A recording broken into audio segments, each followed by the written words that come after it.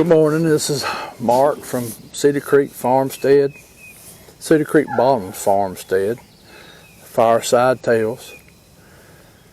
It's another beautiful day. Hope everyone's having a good day and hope everyone's doing okay. I'm going to continue on into the fall of 2007 on Creepy Mountain, the stuff that went on with me and Keith. Also, I'm going to answer a couple of questions that was asked.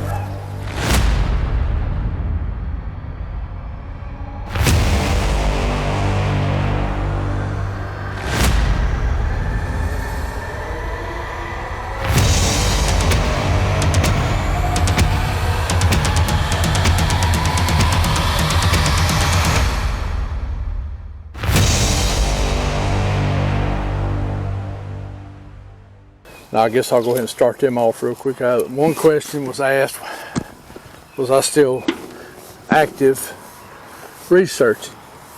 Not as much as I used to be. I changed jobs in 2013, right after finding Bigfoot come here. I changed jobs, went to work for a company, an auto manufacturer, and pretty much went into working 6-7 days a week.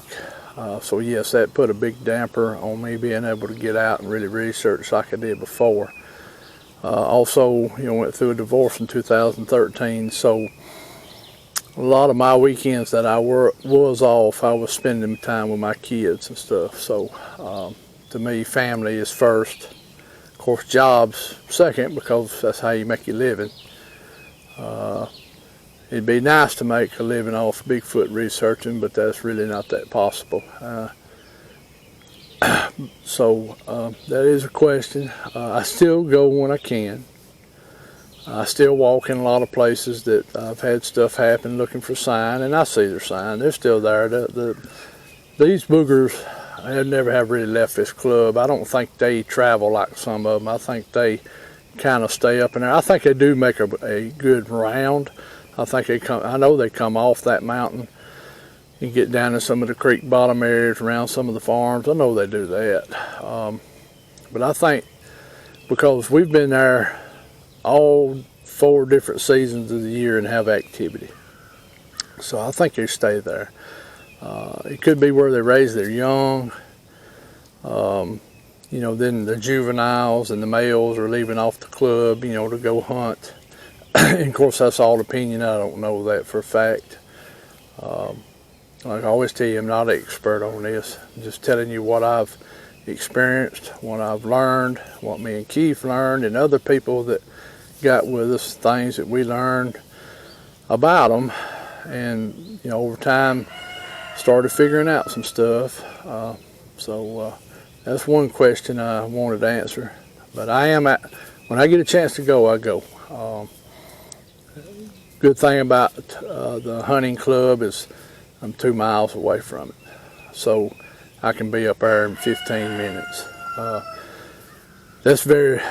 lot of people told me I've been very fortunate to have a research area in your backyard, and I agree, because I know a lot of people have to travel a long way to different places to have activity or stuff go on, and I've been real fortunate on that, and fortunate to have several other places within 10 miles that I can be at in 20 minutes. So, and it is, got a good population of boogers there, and it's active, and they're active. So, and but yes, I do plan to get more back active. Of course, I'm a little more active in the winter. Summertime, it's just rough on that club to walk. It's hard to find sign. You have to really look.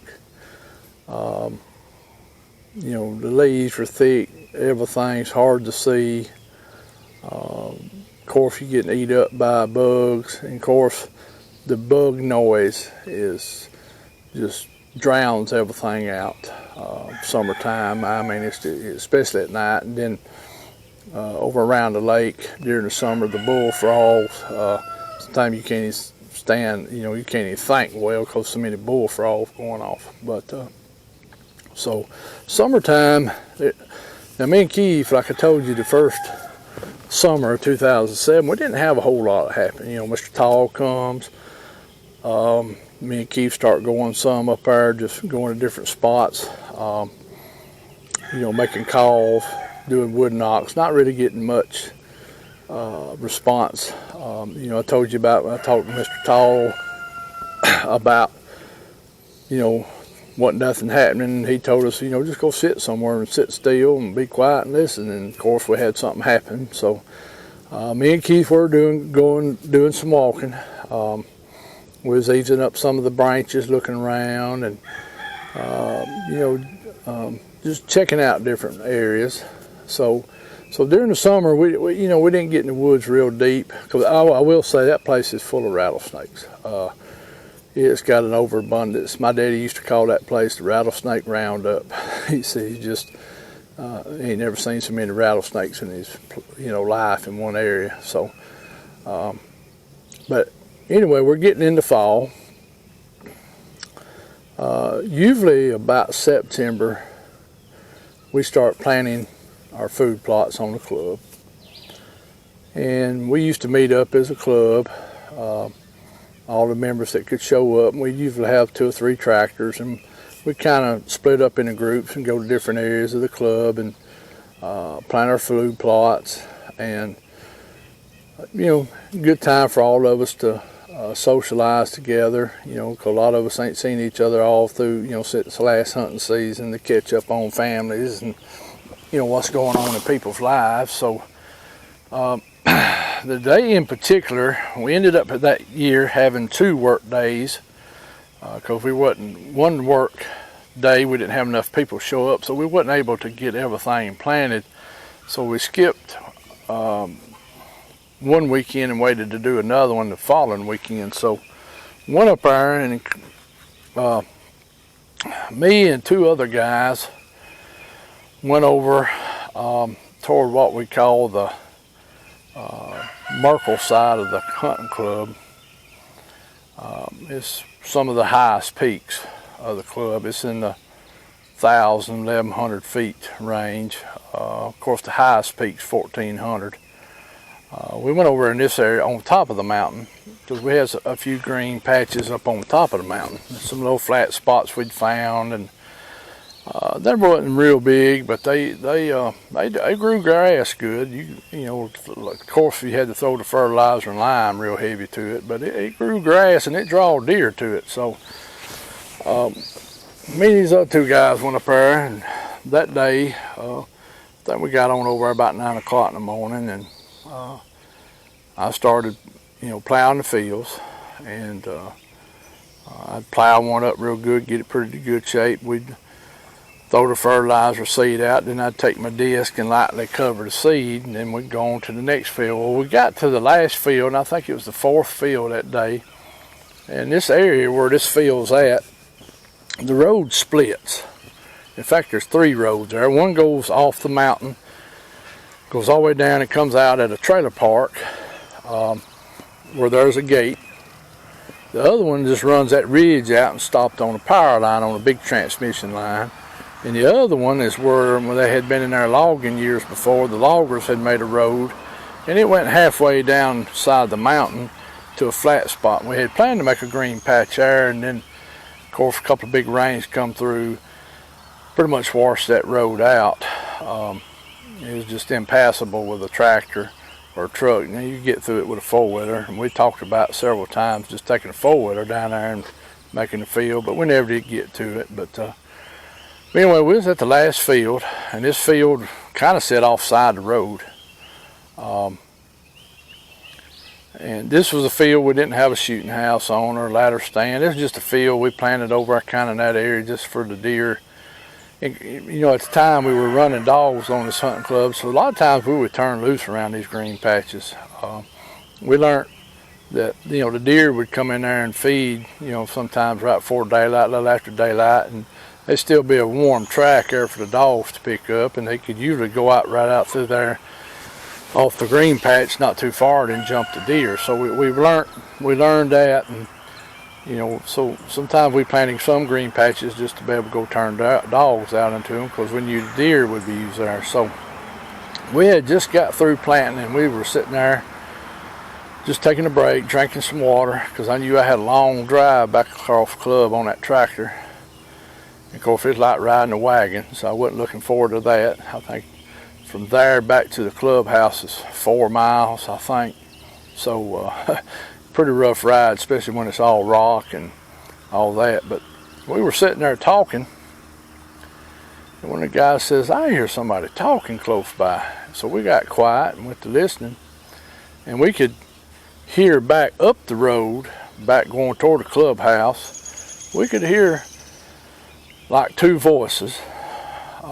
Couldn't make it out. You just could, you know, it's like somebody mumbling. You know, did cross my mind, maybe that's boogers. Of course, I didn't mention it to them 2 guys. I just kind of kept that to myself. Could have been, you know, this day I'll never really know. But I was wondering if they was there watching us plant them green patches. I figured if that's what that was, they probably were. They was back up the hill some, and you know, they was doing their little mumbling. Anyway, we decided to head on back across the club to the clubhouse, and so you know, called it quits that day. And of course, we got on up toward October. Me and Keith had been up there some more at night, and didn't really have much happening. Well, Alabama coon hunting season during that time period, I think, was coming in October 1st. Of course, me and Keith being coon hunters, and Larry, me and Keith decided to go up, you know, as soon as coon season come in. So, and it was around the 1st of October. Leaves were starting to turn a little bit, so I mean, it was still a lot of leaves on the trees, but they were turning. You could tell, you know, everything was starting to go into fall mode. You know, stuff in the woods were starting to, some of the leaves in the woods, you know, the lower canopy was starting to drop. And, but we went to the beaver pond that night, and we parked there at the beaver pond, got it, you know, of course, out of the road a little bit in case somebody else come through or something. And at the time, I had my old dog that passed away in 2012, and Keith had his dog. So we turned them up, you know, the holler on the branch. This holler runs probably 3/4 of a mile, and then it crosses another road and goes probably another half a mile to where a spring comes out of the mountain. We've always treed coons on this branch. And this branch was one of them that fed into the lake. So from the beaver pond down to the lake was about another mile, so you could turn loose toward the lake and you'll have another good run right there. We turned loose. Of course, we're paying attention for boogers too, because like I told you, we started kind of using the coon hunting also to do some research. But I found out pretty much, we figured it out that if you're not paying the boogers any attention, they seem to come up closer. They're more curious. I don't know if they feel better. And I'm sorry about the roosters and dogs this morning. It's early in the morning, so they all feeling good. So, but we turned loose. Dogs went right in there and struck real hot, fast. I mean, you could tell this was a hot coon. They went straight up at creek and went up there, and within 10 minutes they were treed. I mean, treeing hard. I told Keith, I said, that coon went up the tree. And he said, yeah. I said, they jumped him in the creek. And so we gave them, you know, about 10 more minutes treeing, because, you know, most coon dogs, you don't ever want to go straight to them. You want them to sit there and tree a little bit. So at the time, there was a 4-wheeler trail in there, because like said, we had members that just got in to ride 4-wheelers during the summer, and they'd made trails in place. Some of these trails had been there for years, from before it was a hunting club when people used to go up there riding dirt bikes, and when the four-wheelers first come out. So there was already trails all through the woods up there, and that helped us with the hunting, and because then you could walk pretty silently up a trail, you know, and stuff. So we started up the trail, and from the truck, and this dog's treed halfway, so you know it was between a half and 3/4. Man, well, somewhere around a half a mile up there where they was treed at. Not a bad walk. It was a flat walk up that hollow. The two hills there wasn't very big hills, because the club is kind of strange. Even though it's up on the mountain, you get up there and there's flat spots. So we get on up there, find the dogs, and they're up a big old white oak right on the side of the branch. And right in this area where this is at, it's real swampy. There's palmettos coming up. There's a bunch of, and the four-wheelers had made a lot of mud holes. They'd get in there and play, and this whole ground stays wet. And so me and Keith, you know, get to the tree, and we're looking up the tree, and of course, you know, leaves were still pretty full on the tree, so it's hard to see. And I mean, we look this tree over, and we ain't found a coon yet. We know he's there somewhere, and of course, I start shining, you know, some of the other trees around in case he tapped that tree. And a tap means he'll go up the tree. Sometimes they'll go out to a limb, and if there's another tree limb coming over here close, he'll just get on it if it's big enough to support his weight, and he'll go to that tree. And sometimes they'll do that. They may walk 3 or 4 trees and come out 50 yards right down there and take off, and dogs never know it. That's why a good coon dog will make a circle and get bigger and bigger with it and check that, and if he don't smell nothing, he'll come right back to that tree and sit down on it. So anyway, kept looking, nothing happened. So I told Keith, I said, well, he's in there. I said, I don't know what to do. So I just went ahead and put my leash on my dog and walked back out into the trail. Keith was putting his leash on, and I just happened to take my light and shine it down the trail. When I did, I had 2 big bright eyes looking at me, probably 50 yards away, and I could see a silhouette. When I had turned my light on, of course, I didn't have it full brightness. The coon hunting light, it had, you know, you could dim it down, you could go to full power. That's why they make a lot of the coon hunting lights. That way you have like a walking light, and then when you get to the tree, you can turn it wide open where you can see. So I had it kind of above walking light. But when I done it down the trail, there was 2 eyes reflecting back at me, and I could see the silhouette. And I could tell the silhouette was a human style body. You know, I could tell it was standing on 2 legs. Well, of course, as soon as the light hit it and it reflected back, you know, it disappeared. I mean, I seen it just, choo. Well, the dog seen it too. He never barked. He just, you know, I seen him ears perk up. I seen my dog's over there keeps playing with something. But I seen the dog's ears perk up, and of course, you know, he's watching. He can see it, you know, I can't. You know, I'm shining my light and then throwed it on full power. I still can't see nothing. I tell Keith, I said, hey, come on out here. I think I just saw a booger standing in the trail. He said, huh? I said, I think I just saw a booger in the trail. Well, this is the way back to the truck. So I tell him, Keith, I said, man, we got a booger, I think, right up there. He went in that, and there's some thick stuff, and I think that's where he went. And I said, but that's the way back to the truck, because I ain't going to go this way and then hit that road and come all the way around. You know, I mean, that'd be 1.5 miles out of the way. And so we decided to start walking that way. Well, we get on down there to about where that spot is, and of course, my dog starts acting funny. Get a little whiff of something. Wasn't real strong, but it is a little whiff of that. I call it the sewage, garbage, rotten meat, deep, you know, all rolled into one. It's just hard to explain. When you smell it, you'll know it, but it's hard to explain. It wasn't a strong whiff, but it's enough I got it. Well, my dog, of course, his head was pinned looking straight up in the woods.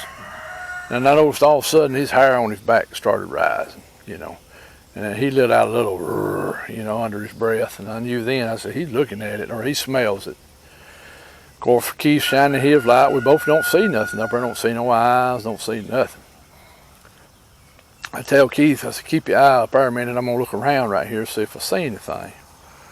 Well, I looked around about where I thought the spot was and didn't see no tracks, didn't see nothing. So I said, well, I think I'm going to call it a night. Keith said, yeah, I agree with you. And so we got on back to the truck and got our dogs loaded up and talked a minute about what we'd witnessed and or what I'd witnessed, and seeing how my dog acted. And Keith's dog also kind of got kind of bristled up. But like I said, neither dog never barked. My dog was the only one that growled a little bit under its breath. So next morning, anyway, I was off the next day, so I give Mr. Tall a call. Told him, what thought I'd seen, and he said, yeah. He said he was probably following you. He said it's probably a young one, a juvenile. And he said, how tall do you think it was? And I said, I'm gonna say about 6 foot range. I said, I think I'm gonna go back up there, while it's daylight, and look around some more. He said, yeah, that'd be a good thing. So I called Keith, but he wasn't able to go. So I went on up there and walked back up there to that spot and didn't really find nothing out of the ordinary. I looked for tracks. I could see where the leaves had moved, stuff like that, but nothing real definite. So kind of walked on up the trail a little piece, looking more. Went up there in the muddy area, looking around just to see, see if I could see something up there. I didn't really find anything out of the ordinary, and I came back down to that spot, looked some more, and then I, started trying to figure out if it was around 6 foot, and I'm pretty sure that's where it was, around the 6 foot range. But what I do remember, whatever it was wider than me. And I'm a pretty big guy, and I remember, it being wide. But what I do remember is when it turned, of course that was a split second, it was slender. That's what caught me, got me, because I'm used to seeing the paddy films or the, this one wasn't that way. This way he was broad, but when he turned, that split second, he was skinny. So the eye shine was a kind of a yellowish orange, maybe more orange,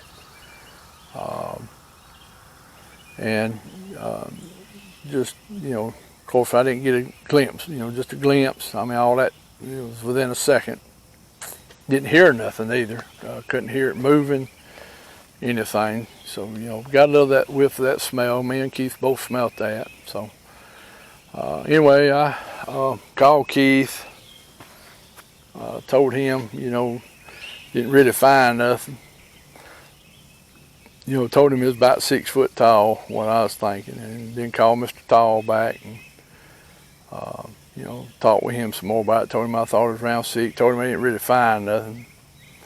And he said, well, a lot of times you're not going to find nothing. He said they make tracks. He said they he said you got to be looking really good to catch that stuff, and and he said they good. He said they good, but he said they leave sign. He said there ain't no doubt about it.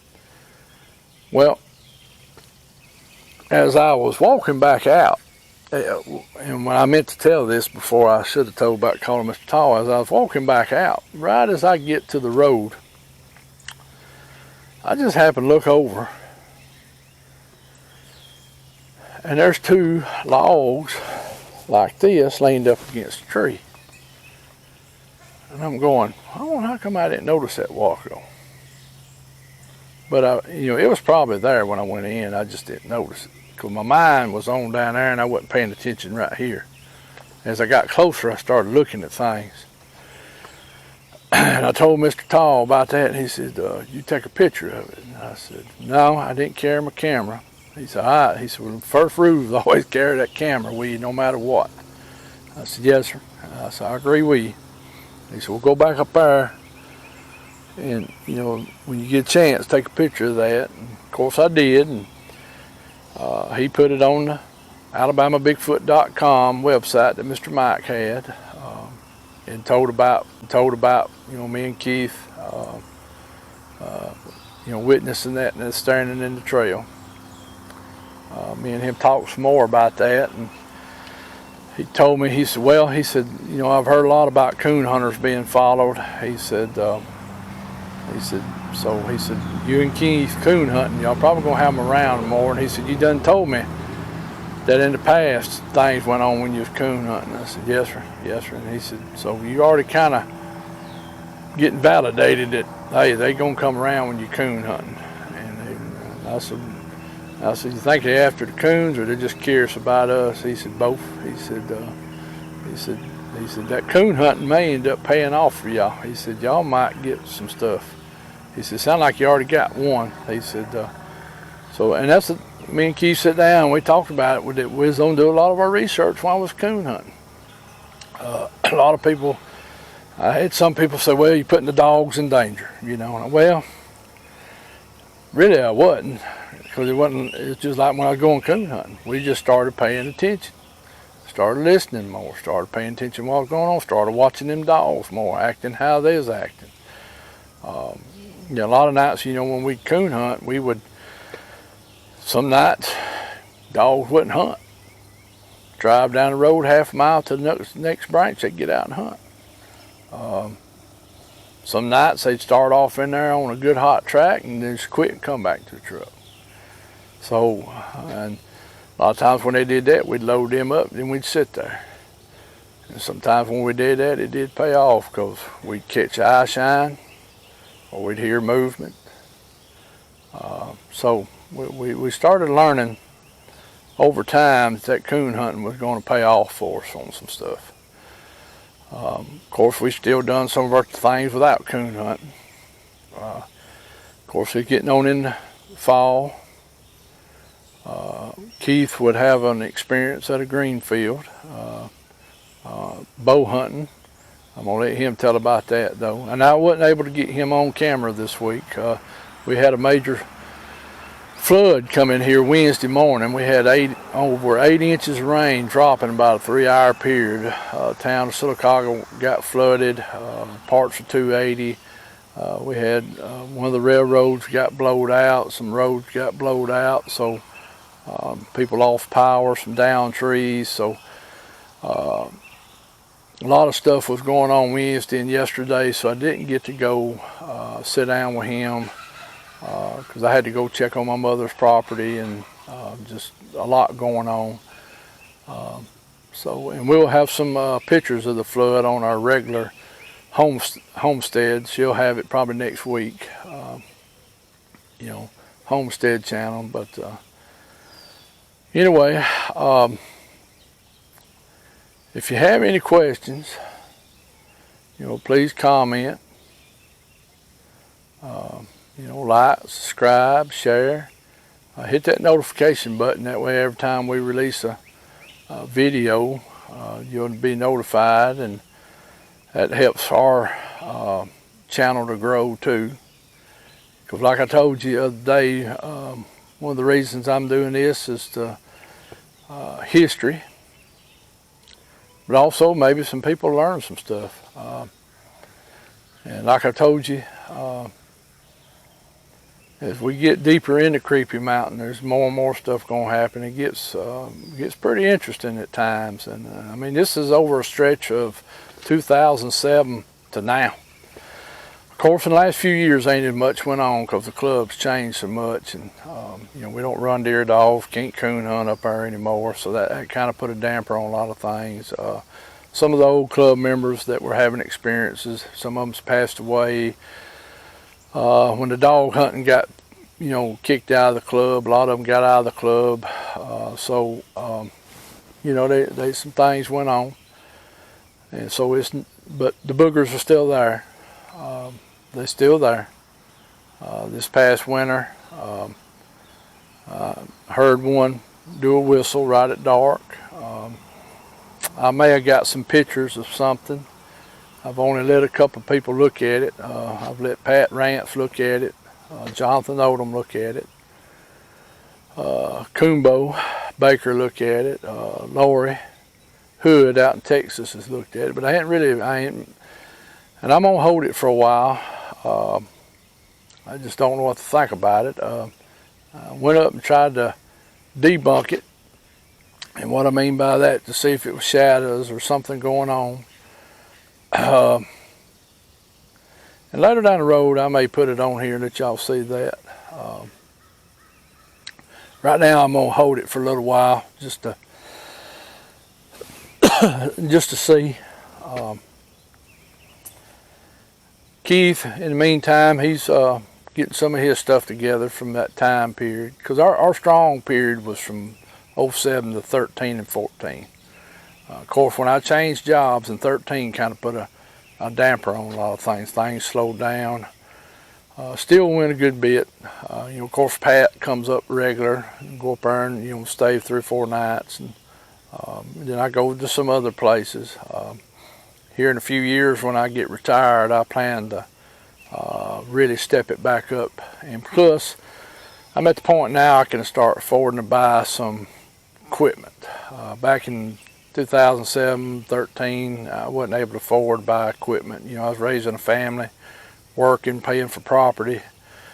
I'm in a position now that I can start putting some money, into a thermal and some other equipment. Back then, I didn't have money for that type of stuff. When you got a family to raise, you got a farm to take care of, and of course, going through a divorce costs a lot of money, and it takes time to rebuild yourself. Just didn't have the extra funds. I'd love to, because me and Keith, boy, if we'd had the funds back in that time period, there's no telling what we'd had. There's no telling. Especially when we got on into 08 and 09. If we had, thermals and stuff, me and him could have got a lot of stuff. But now we did capture some audio. We got a good bit of audio, and then when Adam come in, he got a good bit of audio, and Pat got some, and Miss Lori, when she come over from Texas a few times, got some, and Jonathan has got several thermals up there around the lake. Then we had Paul Hunsley that came down in 2012 and got a good thermal up there, and of course that was the one that went on Finding Bigfoot. That's what I told Keith one time. I said, if we'd had the equipment and and at the time I had the time because of the way I worked, I said, man, you could have got some stuff. He said, I know, but it's just the way it was, so. Well, I know I've been rambling for the last 5 minutes, so I'm gonna get off here, and I hope everyone has a good weekend. Hopefully next Friday I'll have Keith on here, and let him tell you little things about Creepy Mountain, the way he experienced it. And then hopefully here pretty soon I'll have Pat on here from Florida. He's supposed to come up sometime this month and stay for about a week, so maybe I can get him on camera.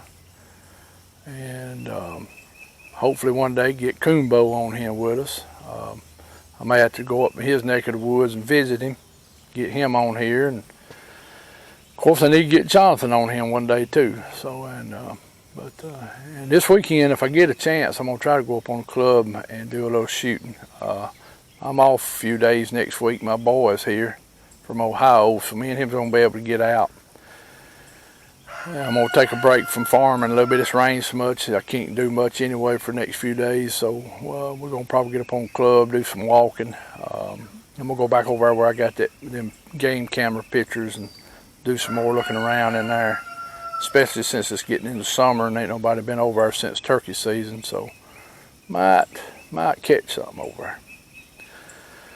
Well, I hope y'all have a good day, and like I said, give us a like, comment, subscribe, hit that notification, share.